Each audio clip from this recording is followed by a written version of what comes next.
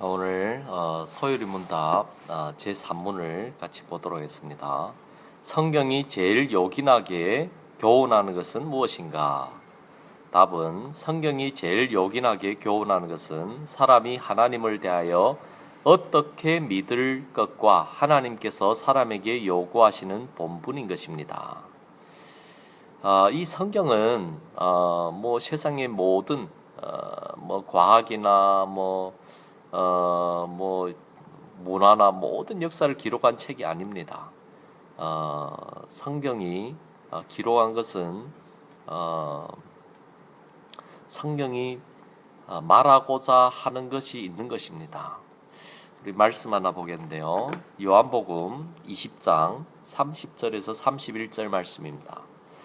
예수께서 제자들 앞에서 이 책에 기록되지 아니한 다른 표적도 많이 행하셨으나 오직 이것을 기록함은 너희로 예수께서 하나님의 아들 그리스도이심을 믿게 하려 함이라. 또 너희로 믿고 그 이름을 힘입어 생명을 얻게 하려 함이니라. 예수께서 그 행한 기적도 다 기록된 것이 아니라고 합니다. 오직 이것을 기록함은 너희로 예수께서 하나님의 아들 그리스도임을 믿게 하려 하는 것입니다. 이 예수님이 행한 모든 기적들, 모든 가르침들이 여기에 핵심이 있는 것입니다. 그리스도임, 그리스도는 기름을 부은 자라는 뜻이죠. 구약에서 선지자, 제사장, 왕이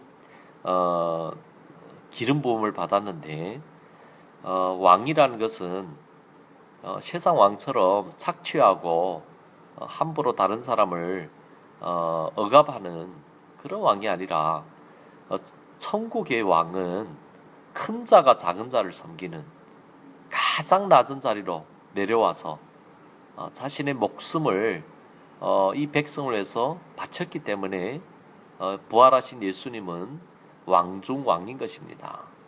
그리고 예수님은 제사장 직분이 있죠. 히브리서에 보면 대제사장이신 예수 그리스도라고 하는데요.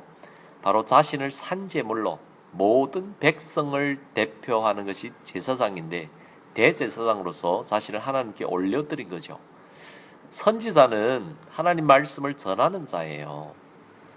그런데 이 말씀을, 이 하나님의 말씀의 메시지를 뭘로 전하냐면 육신을 입고 오셔서 자신의 삶을 통해서 최후로 십자가에 피 흘려 죽으셔야만이 그 메시지가 정확히 전달이 되는 선지자로 오신 것입니다.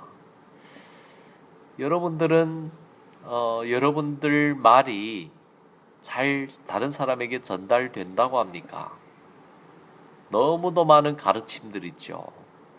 요즘은 불교 스님들의 가르침도 베스트셀러가 되고 많은 가르침들이 있는데 우리가 태어나서 죽을 때까지 잔소리와 가르침을 듣고 사는데 그것으로 사람이 변하든가 하는 것입니다. 전혀 변함이 없죠. 그 메시지를 전달하려면, 상대에게 메시지가 전달되려면 오늘 예수님의 이 방법, 자신이 죽는 이 방법, 십자가의 방법 외에는 그 어떤 다른 방법이 없는 것입니다. 왜 많은 사람들이 우리의 가르침에 대해서, 교회의 가르침에 대해서 그 말씀을 듣는데 영혼 깊은 속에 들어오지 못한 이유가 어디에 있을까요? 한번 깊이 한번 생각해 보시기 원합니다. 그리고 하나님의 아들, 우리가 생각하기에 하나님의 아들이면 이런 볼품이 없는 이런 모습으로 마구간에 태어나서 고유에 태어나서 이런 평범한 삶, 결국은 죽고 마는 이런 삶, 이분이 하나님의 아들이라고는 아무도 예수님을 따르던 제자들도 생각지 못했던 것입니다. 그래서 예수님께서 3년 동안 이 제자들에게 많은 이적과 가르침을 보여준 이후에 마태복음 16장에 보면 제자들의 모습, 너희는 나를 누구라 하느냐? 선지자 중에 한 분이란 사람도 있었고, 베드로만이 주는 그리스도요 하나님의 아들이라고 고백합니다. 시몬 베드로야, 네가 복이 있도다. 내가 교회를 이 반석 위에, 이 신앙 고백을 하는 사람들로 인하여 반석과 같은 그 교회를 세우겠다는 것입니다. 예수님께서 오셔서 결국 예수님 오기 전에 기록된 모든 것도 바로 초점은 이 예수님께 있는 것입니다. 이 예수 그리스도를 드러내려는 것. 오늘 매일의 삶도 마찬가지예요. 삶이 어려운 것은 우리의 생각대로 되지 않는 것, 그게 복인 것입니다. 왜냐하면 우리 생각대로 되지 않는 것 때문에 우리는 우리 자신이 할 수 없다는 것을 깨닫는 것이 그 무엇보다 중요한 것입니다. 우리의 능력이나 우리의 판단으로 아무것도 할 수 없다는 것, 그것이 현실입니다. 그 현실이 가르쳐주고 있는 거죠. 한순간도 주님을 의지하지 않고서는, 주님이 함께하지 않고는, 주님이 능력을 주시지 않고는 아무것도 할 수 없는 무능한 자라는 것을 보여주는 것이죠. 그리고 하나님께서 우리에게 사람에게 요구하는 본분은 미가서 6장 8절에 보면 이렇게 기록되어 있습니다. 사람아, 주께서 선한 것이 무엇임을 내게 보이셨나니 여호와께서 내게 구하시는 것이 오직 공의를 행하며 인자를 사랑하며 겸손히 내 하나님과 함께 행하는 것이 아니냐. 오직 공의를 행하는 것. 무엇이 공의라고 생각합니까?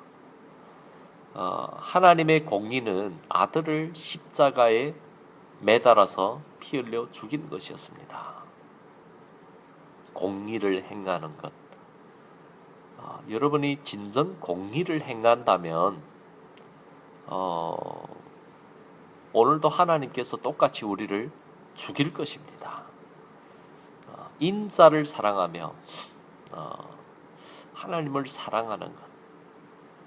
예수님은 십자가의 방법으로 하나님을 사랑하는 것을 드러낸 것입니다.